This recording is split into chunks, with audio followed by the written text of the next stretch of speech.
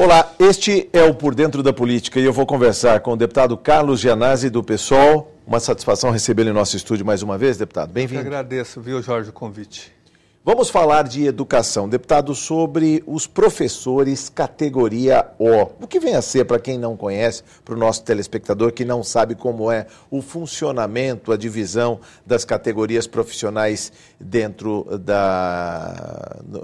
das carreiras do magistério público no Estado? A Secretaria Estadual de Educação dividiu os professores em várias categorias. Tem os professores efetivos, tem os professores estáveis, tem os professores ACTs, OFAs, contratados, em tese, deveriam ser contratados em caráter emergencial, excepcional, e esses professores são divididos em categoria F, categoria O, existia ainda a categoria L, que não existe mais. É uma confusão geral que divide muito o magistério. Mas o categoria O é um professor...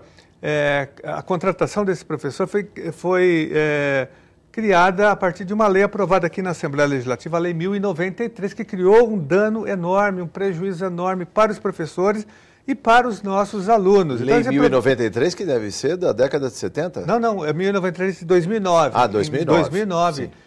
Nós votamos contra, porque foi um verdadeiro absurdo aquele projeto de lei discutido aqui, que afrontava, né, os professores e a educação do Estado de São Paulo. Porém, o professor categoria O é o professor que é contratado por um período determinado, de 1 ano, e o contrato dele pode ser renovado ou não.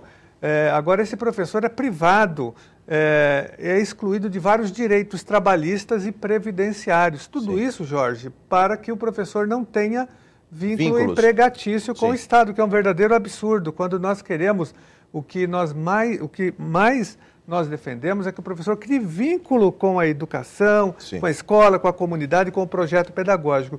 Na contramão disso que eu estou dizendo, o governo cria uma categoria que é expulsa praticamente da escola. Então, ao término do contrato, o professor fica na quarentena, fica 40 dias fora da sala de aula, sem receber, e o aluno sem aula daquela disciplina. É um contrassenso enorme. Então, o professor categoria O não tem direito a utilizar o Hospital do Servidor Público, não tem direito à previdência por SPPrev, pela São Paulo Previdência.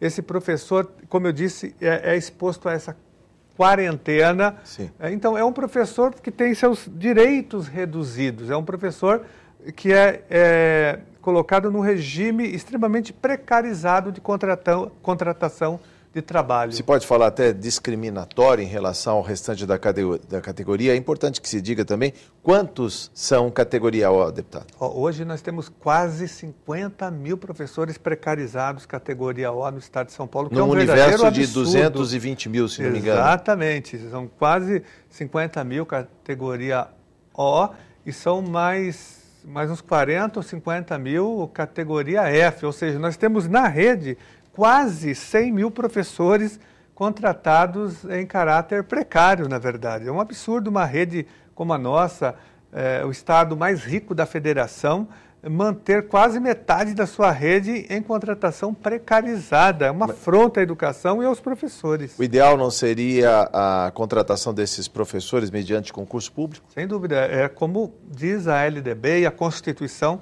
Federal, o ingresso no magistério público tem que ser exclusivamente feito através do concurso público de provas e títulos. Mas o Estado de São Paulo realiza poucos concursos públicos. Só agora, depois de muita pressão, de muita denúncia que nós fizemos, muita pressão, que o governo estadual abriu concurso para a contratação de professores na rede estadual, mas não é algo periódico Sim. que acontece. E esses concursos vão contemplar quantas vagas? Se tem uma ideia, se pode assimilar esses 50 mil, ou muitos ainda vão ficar de fora, muita criança vai ficar sem professor e muito professor vai ficar fora da sala de aula? Esse concurso que foi aberto agora, ele destina 59 mil vagas para Sim. as várias áreas, né, de Sim. história, matemática, geografia, língua portuguesa, tanto na educação básica, no ensino fundamental de 5ª a 8ª série, como também no ensino médio. E eles podem, digamos, serem rapidamente assimilados pela rede, ou seja, todos esses professores, vamos colocar entre aspas, precarizados, o categoria O, podem ser assimilados, Sim, eles serem efetivos do Estado? Uma boa parte fará o concurso público, né? Sim. Então, espero que os professores passem e possam se efetivar, possam ser professores concursados e efetivos na rede, com estabilidade, que possam ter uma jornada adequada de trabalho. Por que o Estado demorou tanto em abrir concursos e por que essa resistência? Porque tem 50 mil, estamos falando de uma categoria de 50 mil professores, categoria O, deputado. E como fica a situação deles? O que ganha o Estado deixando uns professores, digamos assim, de segunda classe, que não tem direito à previdência, que não tem direito ao serviço médico ambulatorial, no caso aí o Hospital do Servidor Público? O Estado, na verdade, não quer investir mais recursos na educação. Então, um professor efetivo, um professor com seus direitos garantidos... Custa mais? Custa mais para o Estado. Eu não diria que custa, porque a educação é investimento, não é custo, né? E nós só vamos oferecer uma educação de qualidade com professores valorizados. Mas o Estado, que não investe em educação, os recursos necessários, ele vai precarizando, ele vai dando continuidade a um processo histórico de precarização da contratação de uma boa parte da rede estadual de ensino. Por isso que nós vivemos essa situação toda, Jorge, né? Com uma carreira desvalorizada, com uma jornada também muito estafante para os professores, com salários extremamente aviltantes. Então a carreira fica muito prejudicada e com isso nós temos 3 mil professores concursados efetivos pedindo exoneração ao ano, uma média de 3 mil por ano? Saiu a última pesquisa agora, há 2 semanas atrás, dando conta de que 3 mil professores efetivos que fizeram concursados, que assumiram, estáveis, pedem demissão por conta desse quadro desastroso da rede estadual de ensino. Existe uma canibalização, vamos dizer assim, das redes municipais e a rede estadual, ou seja, uma prefeitura que pague mais para o professor acaba levando aquele professor?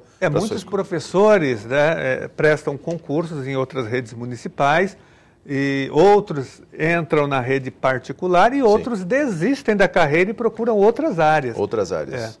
Deputado, ainda com relação à categoria O, é possível, por lei, garantir alguns benefícios para esta categoria dos professores que sofre esse tipo de discriminação? A gente pode falar assim? Olha, o governo, por conta da pressão que houve e por conta da greve da POSP no semestre passado, encaminhou um projeto de lei, agora, recentemente, aqui para a Assembleia Legislativa, tentando amenizar um pouco esse tipo de contratação, mas não resolve o problema. Amenizar em que sentido? Melhorando pelo menos o salário? Diminuiu a quarentena era de 200 dias. 200 dias é praticamente um ano letivo. Exatamente. O governo reduziu para 40 dias, né? Então é pouco ainda. Existe uma prova que agora não vai ser mais eliminatória e classificatória, até porque o Estado não tem mais professor, então ele não pode nem eliminar os professores. Não pode ser muito rigorosa na prova. Não pode, porque ele não consegue ter os professores. Faltam professores na carreira, porque a carreira é muito ruim hoje no Estado de São Paulo. Então, o que nós propomos? O nosso mandato, Jorge, apresentou várias emendas a esse PLC 34, que está sendo discutido aqui ainda na Assembleia Legislativa.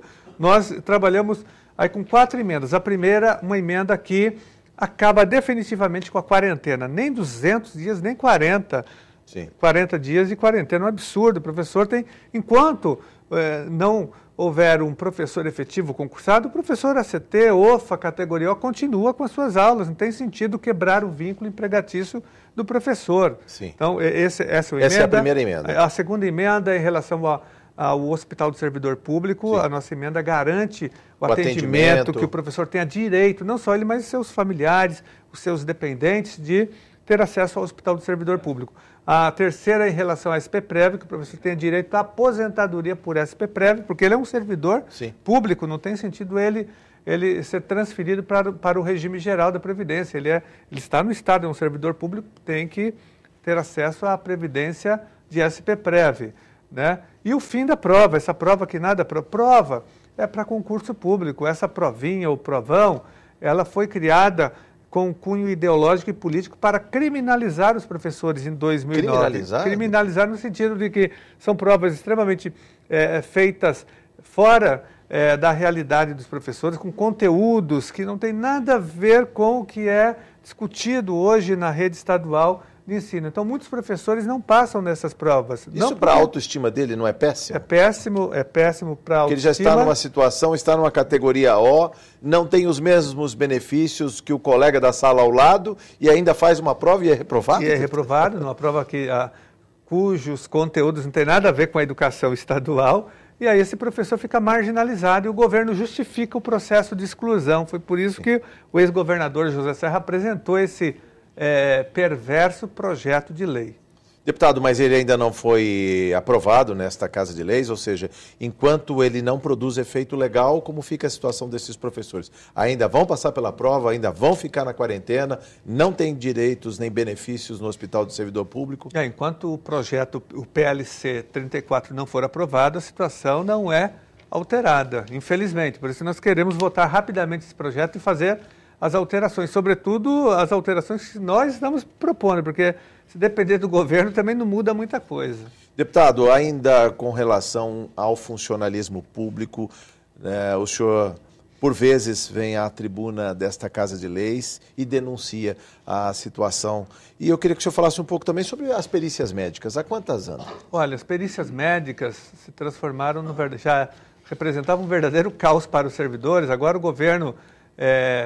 Eu digo que o governo, até quando ele tenta acertar, ele erra, porque ele tentou agora descentralizar, está descentralizando o atendimento, contratando clínicas particulares, médicos particulares, em algumas regiões do estado. Mas isso não traz um benefício, um conforto para quem é do interior e deveria fazer a perícia aqui em São Paulo, Não, na capital? Nós defendemos isso também, é importante a descentralização, mas o governo fez de uma forma tão desastrosa e com a falta de organização que, por exemplo, um professor que mora em Santos está sendo dirigido para uma clínica em Ribeirão Preto para fazer perícia. Onde há vaga? Exatamente, ele não tem organização. O professor de São Paulo vai para Presidente Prudente, o de Presidente Prudente vai para a Baixada Santista. Nós estamos recebendo muitas reclamações aqui na Assembleia Legislativa em relação a esse transtorno que os professores têm passado para fazer perícias médicas no estado de São Paulo. É uma verdadeira desorganização esse modelo, esse regime instalado aqui pela Secretaria da Educação. Deputado, saindo da educação, do Poder Executivo, indo para o Poder Judiciário, tem dois projetos de lei complementar, o 29 e o 30. O senhor tem acompanhado com bastante carinho, com muita atenção da parte do seu mandato. O que vem por aí com relação a esses projetos de lei complementar? Olha, esses dois projetos tratam de um reajuste, uma dívida do passado, porque os servidores do Poder Judiciário, foram vítimas também de uma política nefasta e danosa salarial. Eles não tiveram, historicamente, as datas bases respeitadas, então há uma dívida enorme, e uma parte seria paga através do PLC número 30, que reajusta em 10% os salários. Não é aumento, é um reajuste, é um pagamento de dívidas do passado. E o 29 trata de uma gratificação, de uma espécie de reorganização da carreira de alguns setores dos servidores do Judiciário. Porém, esses projetos estão travados aqui, são projetos encaminhados pelo próprio TJ, só que há uma trava aqui dentro da Assembleia Legislativa, enfim, que o governo não está autorizando a aprovação desses projetos. Por quê? Falta de recursos, falta de orçamento? Está alegando, que o impacto orçamentário, ainda não houve um estudo do impacto orçamentário, e com isso os nossos servidores estão sendo prejudicados. Nós sabemos que tem dinheiro sim no orçamento, há excesso de arrecadação. Sim. Agora o governo não quer investir nos servidores, nem do Judiciário e nem das outras secretarias. Mas nós continuamos... Não é paradoxal, não é até um contrassenso falar que não tem recurso, já vista que o orçamento projetado para o ano que vem, que já chegou a essa Casa de Leis, 188 bilhões. Ele é 8,89% maior do que o que está sendo executado em 2013. Mesmo com o PIB crescendo aí 2,5%, a economia paulista consegue arrecadar mais. 9% mais que o ano passado. É o que eu disse, há excesso de arrecadação, o orçamento vem crescendo anualmente, só que o investimento nos servidores não acompanha essa evolução orçamentária. Por quê? Porque o investimento, a valorização dos servidores públicos do Estado de São Paulo, Jorge, não representa uma prioridade governamental para o governador Geraldo Alckmin. É justamente por isso, o governo tem outras prioridades que não é essa de valorizar os servidores. Então ele trata com pão e água os nossos servidores, não respeitando a database dos servidores, enfim, não garantindo essas gratificações mínimas que são colocadas aí pelo menos pelo projeto, pelo PLC número 29. Então, por isso que nós temos uma situação de greves dos servidores. A saúde já fez greves esse ano, os professores fizeram greve, várias categorias profissionais já se mobilizaram. A segurança pública também está quase que já em estado de greve, porque o pessoal do sistema prisional a mesma coisa, Sim. Porque o governo não investe, não respeita a database, não faz reajuste salarial, não valoriza as carreiras, não abre concurso público para repor os servidores claros, que se aposentam, os que saem. Então, sim, é um verdadeiro caos a situação hoje dos servidores. Há um clima de diálogo com a direção do Tribunal de Justiça, com o presidente Ivan Sartori, desembargador, que está à frente do órgão pleno e do especial, e também com as categorias? Sim, olha, o presidente do TJ, do Tribunal de Justiça, o desembargador Ivan Sartori, esteve recentemente aqui na Assembleia Legislativa, no Colégio de Líderes, pedindo a aprovação de vários projetos do Judiciário, entre eles esse 29, né, o 30, o 27 que nós já aprovamos. Então, eu acho que não é muito com o TJ nesse caso aqui. Agora, o compromisso é da Assembleia Legislativa de fazer o enfrentamento com o governo estadual, com o executivo e votar. Os projetos já foram encaminhados, já estão aqui, os projetos do TJ, né? Eu acho que aí ambos têm culpa, o TJ e o governo estadual. O TJ deveria investir mais nos seus servidores, acho que é possível investir mais. Agora, o governo estadual corta anualmente o orçamento enviado para a Assembleia Legislativa do Judiciário, corta pelo menos pela metade. Então, mas nós temos que cobrar, tanto do Tribunal de Justiça como do governo estadual, mais investimento nos servidores do Judiciário, que são, Jorge, são mais de 40 mil servidores. Mais de 40 mil servidores. São eles que carregam a justiça nas costas aqui do estado de São Paulo e são desvalorizados. Sim. Sempre foram Quando vítimas. Se fala que a justiça é morosa, isso tem a ver também com a própria máquina do judiciário que não funciona bem? Tem uma máquina que não funciona porque faltam funcionários. Nós temos um déficit de pelo menos 15 mil servidores no judiciário. Nós temos uma estrutura arcaica, não informatizada.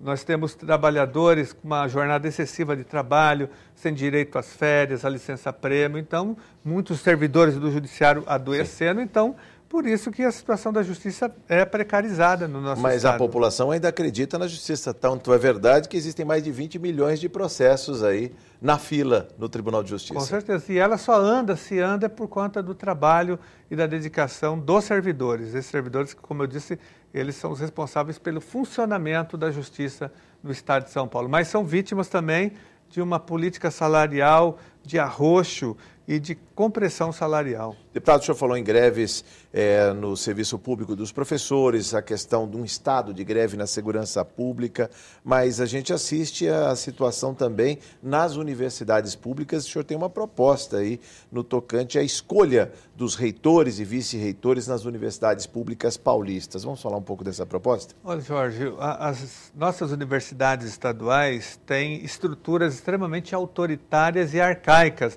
O Estatuto da Universidade de São Paulo, por exemplo, é um estatuto da época do regime militar, que já está superado. Então, o que os servidores, o que os professores, alunos, o que a comunidade acadêmica está defendendo hoje? Por exemplo, na USP, que está nesse momento ocupada Sim. por alunos e talvez funcionários também, ela defende uma nova estatuinte, um novo estatuto, né? Que haja uma grande discussão com a comunidade acadêmica e o estatuto seja totalmente reformulado. Essa é uma bandeira desse movimento. O modelo hoje, os conselhos universitários, formados pelos funcionários, pelos professores, pelo corpo de alunos, é quem vota, na verdade, elege uma escolha. São 3 representantes, são os representantes que escolhem uma lista tríplice que é submetida ao governador. Exatamente, mas mesmo assim não são todos que escolhem, né? Há um desequilíbrio de forças nos conselhos universitários. Né? Só uma minoria acaba votando, na verdade. Nós apresentamos uma proposta de eleição direta para reitor e vice-reitor das 3 universidades, para democratizar a universidade, porque essa estrutura autoritária, arcaica, ela só tem gerado crise na universidade, uma crise na sua gestão democrática. Por isso que nós temos hoje reitorias ocupadas e todo ano tem crise nas universidades. Então, nós temos que democratizar não só o acesso, que é muito importante, nós queremos que todas as pessoas tenham acesso às universidades Sim. estaduais, mas, sobretudo, democratizar também a gestão interna dessas universidades, que ficam nas mãos de reitores que são nomeados basicamente pelo governador. É um absurdo, assim, né, de lista tríplice, isso é coisa do regime militar. A faculdade escolhe já precariamente 3 pessoas e o governo estadual que nomeia um dos 3, de acordo com o seu interesse. Não necessariamente o mais votado. Não necessariamente o mais votado. No caso da Universidade de São Paulo, na última eleição, o mais votado não foi nomeado. O João Grandino Rodas, que é o atual reitor, não foi o mais votado. Por isso que ele enfrenta uma grave crise também de legitimidade na Universidade de São Paulo. A questão é de poder que está por trás dessa discussão, deputado. Como é que fica a questão dentro das universidades, as suas escolhas, eu digo assim? Porque os alunos invadem a reitoria e pedem eleições diretas, mesmo sabendo que o Conselho Universitário não vai permitir, porque o regimento interno, o regulamento dessas universidades não permite. Então, as ocupações são ocupações políticas, na verdade, para chamar atenção e para pressionar os reitores e os conselhos a aderirem à eleição direta. Sim. Como isso é muito difícil de acontecer, por conta dessa estrutura extremamente engessada, nós apresentamos um projeto de lei, o meu mandato, eu apresentei um projeto de lei aqui, que está tramitando na Assembleia Legislativa, que exatamente cria a eleição direta nas 3 universidades estaduais, na USP, na Unicamp, na Unesp. Nós queremos estender também essa eleição direta para as FATECs e ETECs. FATECs e ETECs também? FATECs e ETECs também, porque... Sistema Paula Souza. Exatamente, o sistema Paula Souza tem que ser democratizado, é uma autarquia estadual financiada com dinheiro público, então tem que ter gestão democrática, porque nós não estamos aqui inventando a roda, é o que determina a LDB, a Lei de Diretrizes e Bases da Educação Nacional, e a Constituição Federal, que estabelece o seguinte, que a gestão da educação pública tem que ser feita através da gestão democrática. Então é isso que nós estamos defendendo para as nossas 3 universidades, para as FATECs e ETECs. As reitorias, as universidades públicas paulistas, que recebem 9,57% do orçamento público, das receitas correntes do orçamento paulista, as universidades não ouviram as vozes das ruas, que de junho para cá têm pedido eleições diretas e não secretas? Eu acho que não ouviram, mas agora, só que as jornadas de junho continuam dentro da universidade agora, por isso que a Unicamp, os estudantes ocuparam a reitoria da Unicamp, os estudantes ocuparam a reitoria da Universidade de São Paulo, justamente dando continuidade às jornadas de junho, dizendo que tem que democratizar o ensino público, até também no ensino superior, não é só na educação básica. Sim. Tem que também democratizar. A comunidade acadêmica como um todo tem que escolher o seu reitor, o seu vice-reitor, tem que escolher os seus diretores, né, dos cursos, de faculdades. Isso é democracia, isso é gestão democrática da escola pública e da universidade pública. Deputado, como a proposta foi recebida nesta Casa de Leis e também no meio universitário, o senhor deve ter recebido muitos e-mails, muitas comunicações online aí nas redes sociais por conta dessa proposta. Sim, na verdade, essa proposta foi construída juntamente com os estudantes, professores e funcionários aqui da Universidade de São Paulo. É um projeto construído por vários segmentos da universidade. Eu tenho a honra de ser o porta-voz aqui na Assembleia Legislativa desses estudantes, professores e funcionários que lutam pela democratização da universidade pública. No caso da USP, são pelo menos 50 mil alunos, 15 mil servidores, mais de 5 mil professores. Muitos querem eleições diretas. Deputado. Exatamente, é um grande movimento. Por isso que nós construímos esse projeto e agora nós vamos aqui lutar dentro da Assembleia Legislativa para que os deputados possam compreender essa necessidade e esse anseio dos estudantes da comunidade acadêmica e votar rapidamente esse projeto. Voltaremos ao tema. Muito obrigado por sua entrevista. Volte sempre à TV Assembleia, deputado. Obrigado, Jorge. Esse é o deputado Carlos Gianazzi do PSOL. Você ficou por dentro da política. Muito obrigado por sua audiência.